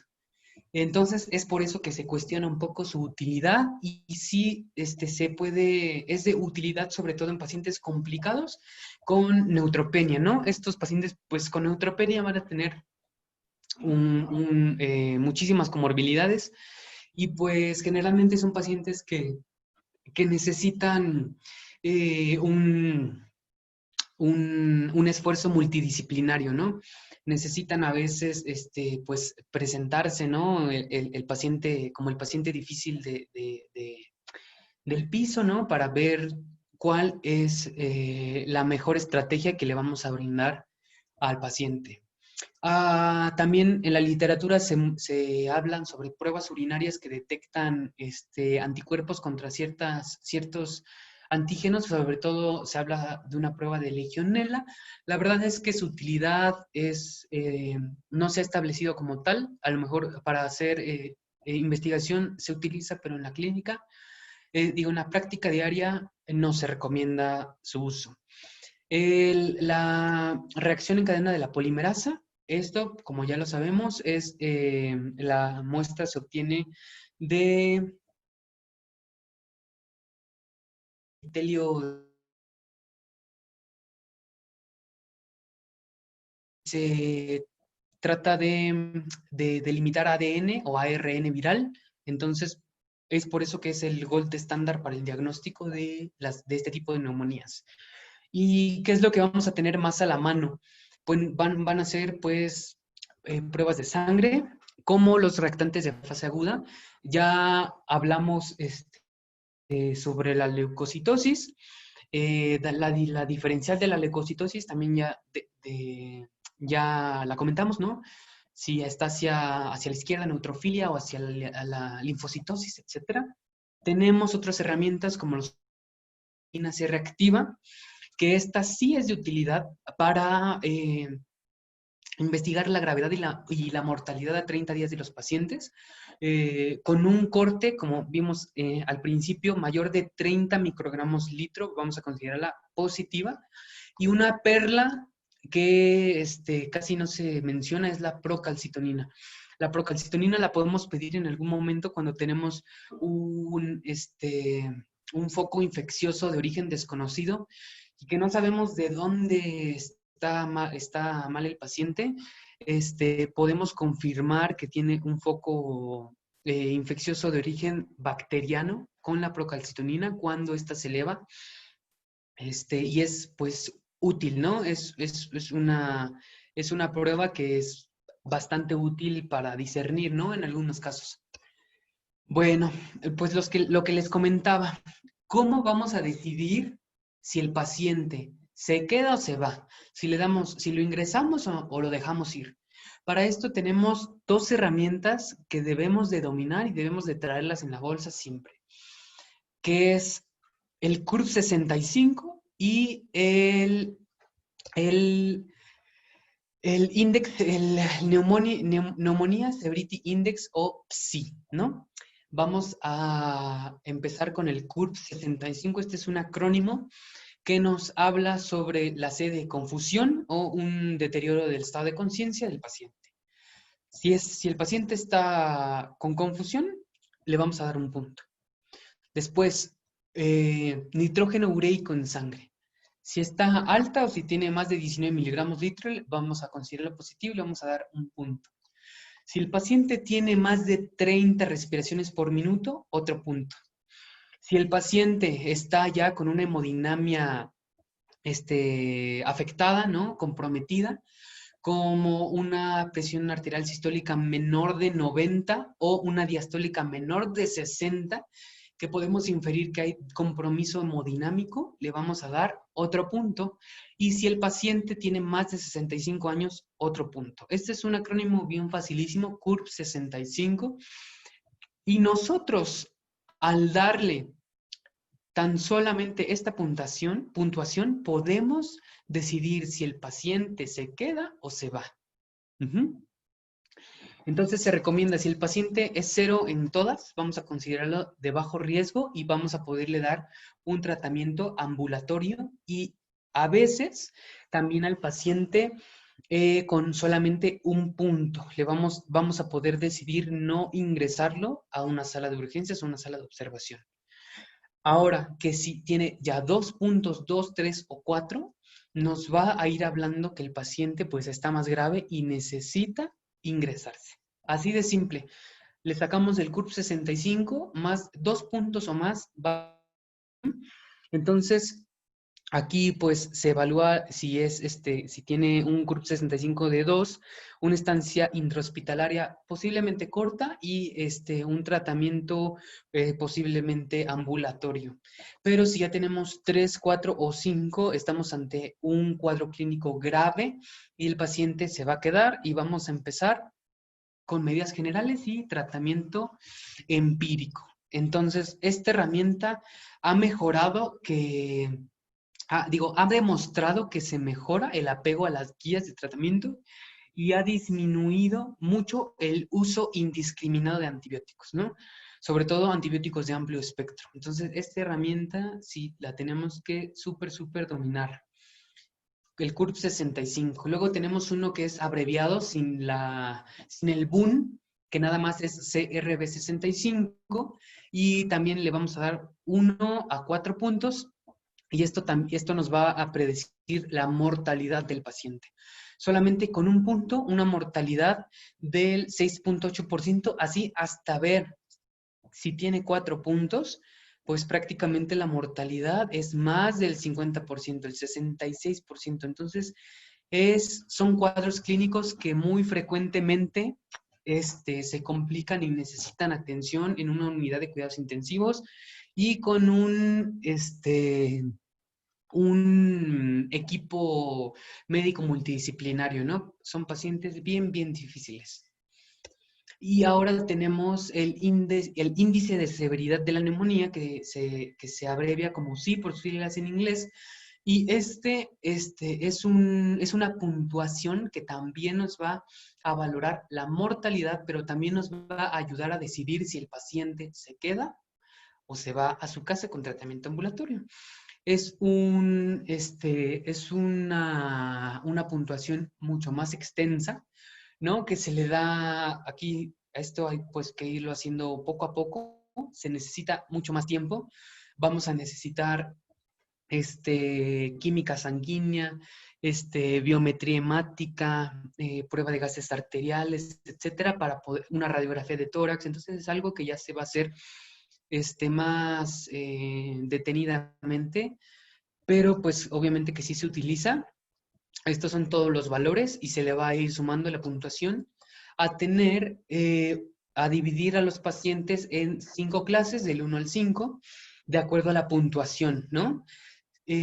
Si tienen, vamos a considerarlos de clase 2, si tienen menos de 70 puntos, clase 3 de 71 a 90, así nos vamos a ir hasta una clase 5 de más de 130 puntos, ¿no? La clase 1 van a ser pacientes si tienen menos de 50 años y sin neoplasias, ni insuficiencia, ni otras comorbilidades, ¿no? Vamos a poder a predecir la mortalidad. Tanto que las guías nos marcan que si estamos con una puntuación mayor de 70, se va a quedar y necesita hospitalizaciones. Es decir, una clase 3 o más, vamos a ingresarlo por lo menos a una sala de observación. Es otra escala que nos habla también sobre la severidad de la neumonía con otros valores, ¿no? Y la vamos a clasificar entre un riesgo bajo hasta un riesgo alto, ¿no? De complicarse. Pues son parámetros que no vamos a andar mucho en ellos, pero hay que conocerlos. Y otros criterios para manejo en una unidad de cuidados intensivos. Vamos a necesitar un criterio mayor más 2 menores. Y aquí está, que necesite un paciente ventilación mecánica o que estemos ante un paciente que esté chocado, ¿no? Como lo vimos en la clase anterior, un choque hipodinámico, séptico, ¿no? Distributivo, que necesite utilización de vasopresores y pues criterios menores, ¿no? Estos se van lo vamos a delimitar pues más con toda la batería de estudios pues que le vamos a ir pidiendo al paciente para poderlo manejar en una unidad de cuidados intensivos. Estos son pacientes pues muy, muy, muy complicados, pero yo estoy convencido que si utilizamos CURP 65 de entrada, vamos a predecir el paciente, la gravedad del paciente y la necesidad de internarse, ¿no? Y es muy, muy simple y lo podemos tener a la mano, ¿no? A lo mejor si no tenemos prueba de sangre, podemos utilizar el CRB 65 y aquí nos marca la mortalidad. Entonces esto prácticamente con una buena exploración física, una buena historia clínica, vamos a poder clasificar a nuestros pacientes y darles pues un tratamiento oportuno y pues de acuerdo a guías, ¿no? Entonces, estas son las 2 herramientas que creo que si algo nos debemos de quedar con revisando el tema son estas 2, ¿no? CURP 65 y el índice de severidad de neumonía. Esto ya lo vimos. Y recomendaciones, ¿no? Así, perlas de la guía que nos dice, los voy leyendo. Se recomienda utilizar el índice de severidad de neumonía como primera opción para determinar el sitio de tratamiento inicial, si se queda o se va en pacientes con neumonía. Ajá. Se recomienda el tratamiento ambulatorio cuando estamos ante un paciente con clase 1 o 2, de acuerdo al índice de severidad, excepto si el paciente está hipoxémico, ¿no? Hipoxémico menos de 90 en la saturación de oxígeno. Posiblemente si está desaturando menos de 90 lo tengamos que ingresar para manejarle una oxigenoterapia, porque pues si no el paciente pues puede complicarse, ¿no? Se recomienda el ingreso a unidades de observación de corta estancia a las clases 3, de acuerdo al PSI, e ingreso hospitalario en las clases 4 y 5, ¿no? Esta es la recomendación que nos hace la guía. Pues es bastante claro, ¿no? Hacemos este tamizaje, bueno, esta escala la valoramos y entonces así vamos a ver cómo nos vamos a manejar con el paciente. Otras recomendaciones. De acuerdo al CURP 65, se recomienda el ingreso hospitalario cuando la puntuación es superior a 1. Especialmente si hay otros factores de gravedad asociados como la hipoxemia o infiltrados multilobares en la radiografía de tórax, ¿no? Ya hablamos que si son multilobares, pues estemos posiblemente ante un patógeno más difícil, ¿no? Multiresistente, o que nos hable de que se puede complicar el paciente. Cuando se debe considerar el ingreso hospitalario en pacientes con problemas como que no puedan alimentarse vía oral por cualquier situación, ¿no? Puede ser mecánica, puede ser neurológica, etcétera, con déficit cognitivo o con una enfermedad neuromuscular severa, ¿no? Este es un punto de buena práctica, pues obviamente porque un tratamiento ambulatorio en este tipo de pacientes, pues conlleva a un mucho mayor esfuerzo, sobre todo pues de la familia, que pueda hacer que pues que el paciente no le vaya bien, se complique y termine regresando a nuestro hospital, pero ya complicado, ¿no? Y no se sugiere utilizar el PSI en niños, mujeres embarazadas o pacientes inmunocomprometidos, o pacientes con neumonía intrahospitalaria por aspiración o con sospecha de tuberculosis, ¿no? Si estamos ante una neumonía que ha sido por broncoaspiración, o sea, ya sabemos que pues que el paciente, los gérmenes, como los vimos al principio, pues, son mucho más agresivos y necesitan pues obviamente un manejo inmediato, ¿no? Sobre todo, y también la tuberculosis, ¿no? Que hay que hacerle un seguimiento epidemiológico, hay que tener medidas de aislamiento con el paciente, etcétera, etcétera. Entonces, estos, pues, obviamente sí lo podemos usar, hacerles el sí a estos pacientes, pero la guía nos dice que si son estos pacientes, pues podemos no hacerlo porque ya sabemos hacia dónde van, ¿no? Ahora sí, tratamiento. Solamente voy a mencionarles el tratamiento a manera general, global, ¿no? Porque les digo, este es un tema de constante actualización y sobre todo hay algoritmos locales hospitalarios de acuerdo a los gérmenes que más frecuentemente se aíslan, que nos dicen cómo nos vamos a enfrentar ante estos casos de neumonía, ¿no? Pero, o sea, de entrada, digámoslo, necesita un manejo integral, ¿no? Como ustedes ya saben, medidas generales, obviamente oxigenoterapia no invasiva de entrada, y podemos utilizar puntas nasales, una mascarilla. Aquí les dejo esta tablita que pues hay que aprenderse, ¿no? A cuánto le vamos a dejar el flujo de oxígeno para ver cuál es nuestra fracción inspirada de oxígeno y ver a qué FiO2 menor vamos a tener una oxemia mayor de 94, ¿no? Porque también, como siempre nos lo dicen, el oxígeno, si no es necesario o si le estamos pasando de más, también es perjudicial. Acá está una saturación mayor de 94. hay que hacerle reposición de líquidos y electrolitos, depende del paciente, depende de sus condiciones, ¿no? Depende de sus comorbilidades, hay que individualizarlo siempre, ¿no? La guía menciona que podemos usar una salina del 0.09% o una glucosal 5% por ser soluciones pues isotónicas, ¿no? Pero hay que individualizarlo, ¿no? Puede ser un paciente con insuficiencia renal que esté cursando con hipercalemia también, podemos estar ante un paciente que en tratamiento con quimioterapia, etcétera, etcétera. Hay que individualizarlo siempre. Si el paciente tiene dolor, obviamente hay que manejar el dolor porque esto aumenta las demandas corporales de oxígeno, ¿no?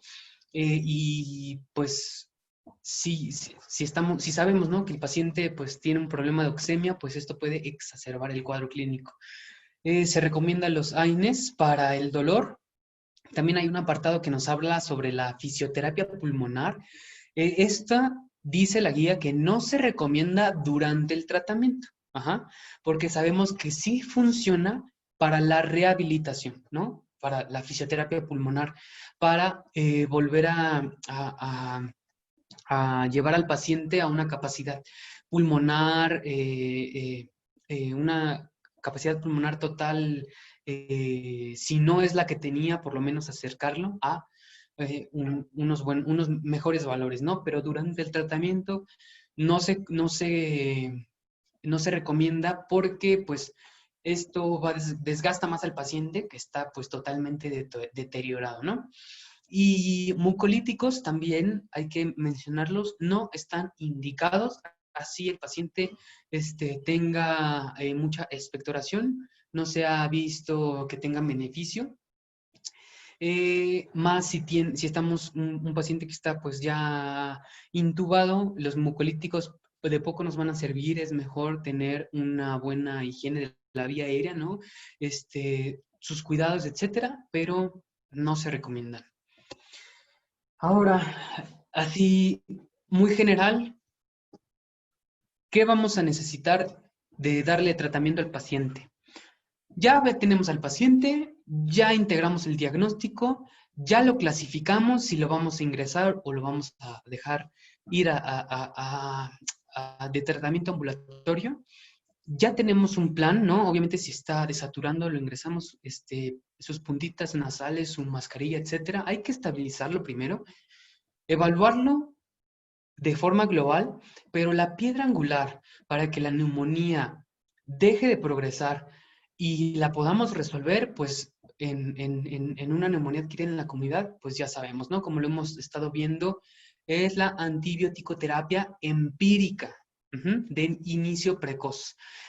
Durante las primeras 4 a 8 horas de estancia hospitalaria o si se va de tratamiento ambulatorio, pues que empiece a tomar el medicamento lo más rápido que pueda, ¿no? Esto nos va a ayudar, entre más pronto iniciemos la antibiótico-terapia, mejor pronóstico tiene el paciente. Entonces, esto estamos hablando si nosotros estamos en una UMF, si estamos en un hospital, pero si estamos en un consultorio, en una clínica, ¿no?, que tenemos acceso a una radiografía, también nos va a servir mucho, ¿no? ¿Con qué vamos a empezarle el tratamiento al paciente? La duración, como ya mencioné un poquito al principio de la plática, hay que dar regímenes completos de antibióticos, no menos de 10 días, y lo podemos alargar hasta 14 días, así de entrada, de una primera intención. Después, si se van a dar cuenta, conforme vayan revisando más, hay regímenes mucho más largos, ¿no? Pero estos son pacientes que ya son muy, muy, muy, muy severos, ¿no? De entrada, nosotros que vamos a ser médicos de atención primaria a la salud o médicos de primer contacto, tenemos que establecer un periodo con antibióticos mínimo de menos 10 días. Es lo que está recomendado. Así, o sea, nosotros ya sabemos que vemos muchas recetas con 5 días, vemos muchas recetas con 7 días. Lo que lo que la evidencia sugiere es que le demos de entrada 10 días, o 2 semanas. Pues esto es para mejorar el pronóstico y las tasas de curación. ¿Qué le vamos a dar ahora, no? Si es leve, ¿no? Ya sabemos clasificar a nuestro paciente. Si es leve, podemos iniciar una monoterapia, ¿no? Iniciar solito con amoxicilina en lugar de un macrólido o una tetraciclina, ¿no? Un macrólido también como la claritromicina o la acitromicina se utilizan también, pero se sugiere iniciar con amoxicilina sola. Hay otras guías que marcan dar la amoxiclav de entrada, ¿no? Pero la guía nos marca que podemos iniciar con una monoterapia, ¿no? Si es alérgico a la penicilina, siempre hay que tener presente esto, entonces sí, podemos darle un macrólido o una tetraciclina, principalmente claritromicina o acitromicina, ¿no? Es lo que más fácilmente podemos mandarle al paciente. Y si es leve, no se sugiere el uso de fluoroquinolonas, ¿no? Como ciprofloxacino, levofloxacino, que sí, que se utilizan mucho y se ven mucho, ¿no? Pero si es leve, podemos, acuérdense, siempre hay que darle un tratamiento escalonado, ¿no? De menos a más, siempre para tener herramientas, para tener armas de reserva. Y hay que darle entonces los fármacos de primera intención y un régimen completo. Ahora que si estamos ante un paciente con neumonía moderada, insisto, ya lo sabemos clasificar, la guía nos dice que que se recomienda el inicio con una quinolona en monoterapia, como es el levofloxacino, ahora sí, oral o intravenoso. Levofloxacino intravenoso también se puede mandar ambulatorio. Solamente necesitan pues una vía periférica, ¿no? Nuestros compañeros de enfermería, cuidadores de enfermería a domicilio, lo hacen mucho. Está totalmente recomendado, se puede hacer, le puedes mandar IV, no pasa nada. O una cefalosporina, que es un betalactámico de tercera generación. La guía nos recomienda cefotaxima o ceftriaxona, ¿no? Aquí está un antibiótico exageradamente utilizado, que fíjense, o sea, lo podemos usar, sí, pero ya estamos en una neumonía moderada, o sea, no casos leves, y mucho menos otro tipo de infecciones menos graves, como es una neumonía. La ceftriaxona la podemos utilizar o en dado caso, podemos inclinarnos hacia darle amoxiclav más un macrólido, es decir, amoxiclav más claritro, amoxiclav más acitro le podemos mandar. Y esto puede ser vía oral o intramuscular, ¿no? Lo que tengamos a la mano. O lo que haya, ¿no? Lo que tengamos a la mano. Y ya cuando estemos ante una neumonía, pues, severa, entonces sí, pues ya, este es otro boleto, es otro rollo, se necesita un tratamiento multidisciplinario, un equipo médico, que vea al paciente de forma global para para poder mejorar su pronóstico, porque si ya estamos ante una neumonía severa, es muy difícil, ya vimos la epidemiología, una mortalidad muy alta, hasta el 40% hay series que nos hablan de mortalidad, ¿no? Y estamos también ahí con las escalas del CURB 65. Imagínense una mortalidad con 5 puntos de más del 60 y tantos por ciento. Es muy alta, ¿no? Entonces, por eso este es un tratamiento totalmente especializado que nosotros cuando veamos datos de severidad, datos de que está, del paciente grave, ¿no? Que está chocado, con delirium, confundido, etcétera, etcétera, va a requerir ingreso hospitalario, sí o sí.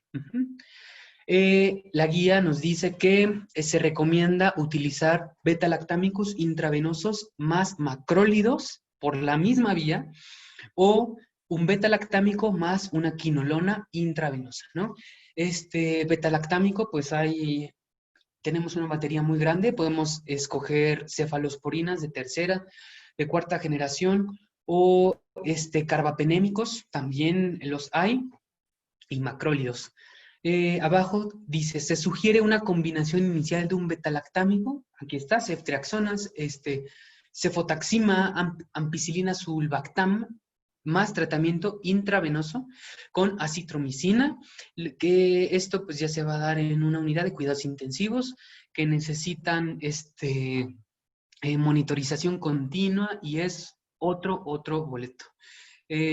Yo me quiero quedar con que nosotros sepamos, primero, identificar al paciente, tener una sospecha clínica y decidir en qué momento le vamos a mandar una radiografía de tórax, integrar el diagnóstico y decirle, lo podemos manejar ambulatoriamente en una consulta privada, ¿no? Digamos, si estamos en nuestro consultorio, si estamos en nuestro centro de salud, podemos manejarlo de forma ambulatoria y también ya tenemos las herramientas para decidir, ¿sabes qué? Necesitas ser valorado en un hospital, necesitas una batería de, por lo menos una química sanguínea para ver otras constantes y evaluarlo de forma global y así decidir el tratamiento mejora para nuestro paciente, ¿no? Entonces, con esto, bueno, aquí vamos a mencionar que en las neumonías multilobares, como ya las vimos, que inician a las 48, 72 horas del ingreso hospitalario, o que son pacientes que se fueron de alta e inician antes de los 10 días de que se fueron de alta con un cuadro neumónico, o que tenemos derrames paraneumónicos muy marcados, neumotórax, abscesos. Aquí todo esto nos va a orientar hasta que estamos ante un estafilococo aureus y las guías, ya diferentes guías, pues recomiendan el uso de glucopéptidos como son la vancomicina y el linezolid, que estos son totalmente de utilización intrahospitalaria y pues son más delicados manejarlos, ¿no? No sé si han visto alguna vez el linezolid, o sea, es una bolsa así grandota, ¿no? Que parece una nutrición parenteral total, así grandote, es un relajo para que el hospital la autorice, lo dé, y no, es un antibiótico muy, al que vamos a recurrir cuando estemos ya ante un caso muy grave y que estemos ante patógenos pues multiresistentes, ¿no? Que como ya les comenté, es un problema al que nos vamos a enfrentar al corto, mediano plazo, ¿no? Yo creo de aquí a 20 años que ya estemos ejerciendo de una forma más rutinaria la medicina, vamos a tener este problema muy presente, entonces hay que cuidar nuestros tratamientos de antibioticoterapia con una buena duración, con una buena elección del antibiótico y con una buena posología, ¿no? Otras, les digo, hay guías americanas, europeas, dependiendo los agentes patógenos, ¿no? Esta es la American Thoracic Society, la guía para neumonía adquirida en la comunidad, y nos dice cuáles son los antibióticos que están recomendados en el tratamiento empírico, aquí en adultos, ¿no? Y aquí hay infinidad de bibliografía al que podemos consultar. Aquí están algunas recomendaciones, ¿no?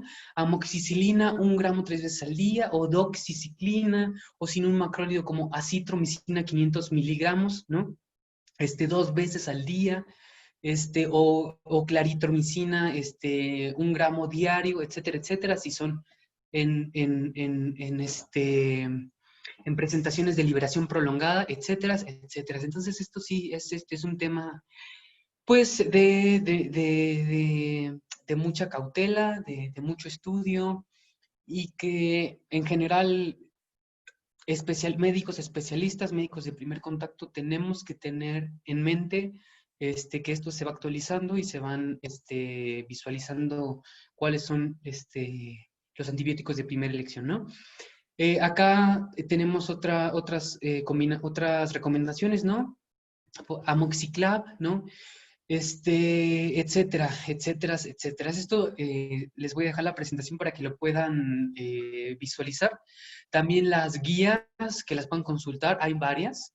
Hay varias. Esta que les puse aquí es la del 2019, ¿no? De la Sociedad Americana de... Perdón. American Thoracic Society, ¿no? La última actualización, donde ya se le da un voto a favor sobre estos antibióticos que les estoy poniendo, ¿no?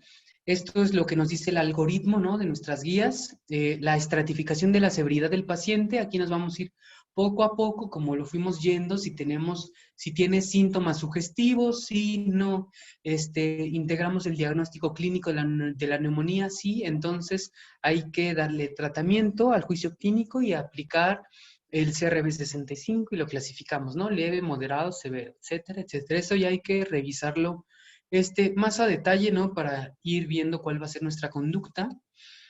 Aquí está lo del diagnóstico, ¿no? Tenemos un cuadro, un paciente con posible neumonía. Acá están los signos y síntomas sugestivos que ya los vimos. ¿Se confirma el diagnóstico clínico? Sí, entonces hay que solicitarle ¿no? Esta batería BH, química, a lo mejor hemocultivos, etcétera, y así nos vamos, ¿no? Como ustedes ya saben, los algoritmos hay que revisarlos poco a poco y hay que adaptarlos a cada paciente.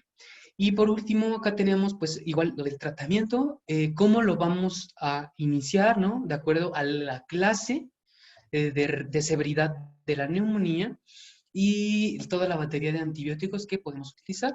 De igual forma, en la guía viene la presentación de los antibióticos que existen en el mercado, ¿no? Viene si la Clarito está oral, si también hay IV, si la Citro solo está oral, si el Evo también si hay IV, etcétera, etcétera. Entonces esto ya hay que ir poco a poco, ya hay que estudiarlo a detalle, ¿no? Especial mención merece la vacunación. Toda la plática hablamos de neumococo, del principal agente patógeno, y no hay que olvidar que la vacunación es primordial, ¿no? Sobre todo es la principal actividad de prevención que tenemos en salud pública. Protege a muchas personas de complicarse. Y pues hay que siempre en la consulta hacer énfasis, sobre todo, bueno, a las madres, en general toda la población, de la utilidad y de la importancia que tienen, ¿no? Acá está la neumocócica conjugada que se da a los 2, 4 y 12 meses, ¿no? Hay que tenerlo presente. Y ya para terminar, los dejo con estas conclusiones. La neumonía es un problema de salud pública mundial y más en nuestro país, que estamos en un contexto pues, en vías de desarrollo. Se complican mucho los pacientes, tienen muchas comorbilidades, lo que hace que tengan un pronóstico, si no se les da un tratamiento adecuado, posiblemente malo, ¿no? Hay que tener especial interés y cautela con los niños y con los ancianos, sobre todo con ellos, porque no van a tener una manifestación, un cuadro clínico típico. Hay que ser muy juiciosos, hay que buscar alteraciones del nivel de conciencia en los ancianos, delirium, en los niños irritabilidad, llanto, etcétera, etcétera, ¿no? Hay que tener especial atención en estos grupos etarios, ¿no? El neumococo es el agente causal más frecuentemente, el que tiene más importancia, ¿no? Por eso, la importancia de dar un tratamiento empírico inicial que abarque al neumococo, ¿no? Y no debemos de dejar a un lado los virus, ¿no? Sobre todo en este tiempo de la presentación de neumonías atípicas, ¿no? Que van a tener, como ya vimos, una evolución más lenta, a lo mejor no desarrollan fiebre, a lo mejor no tienen secreciones, a lo mejor el patrón radiológico es intersticial, etcétera. Y el manejo, pues obviamente no vamos a darle antibiótico-terapia, ¿no? Dicho sea de paso, acitromicina, claritromicina, hidroxicloroquina, etcétera, etcétera, ninguna están con evidencia como tratamiento para el COVID-19. Esto creo que ya lo sabemos, pero quería mencionarlo, ¿no? No sirven, ¿no? Tenemos que saberlo nosotros que tenemos que estarnos documentando y pues evitar estas prácticas. Cada día más vamos a tener más patógenos multiresistentes. Es indispensable estratificar a nuestro paciente para el tratamiento y para su pronóstico con estas escalas que vimos, sobre todo CRB65, que es clínica, y de exploración física, es una herramienta así invaluable para poder decirle al paciente o al familiar, ¿sabes qué? Está grave, llévatelo a una sala de urgencias. No lo puedo atender aquí, llévatelo inmediatamente porque se puede complicar, ¿no? Indispensable. Otro, 6, la clínica manda, ¿no? Hay que ser juiciosos, hay que ser sistemáticos y hay que poder integrar bien nuestros diagnósticos. Y esto es, la clínica manda. De nada nos va a servir pedirle todo cuando no sabemos por qué, ¿no? Ni cuál es el motivo de que le estamos pidiendo y cómo lo vamos a interpretar. Hay que actualizarnos continuamente, porque esto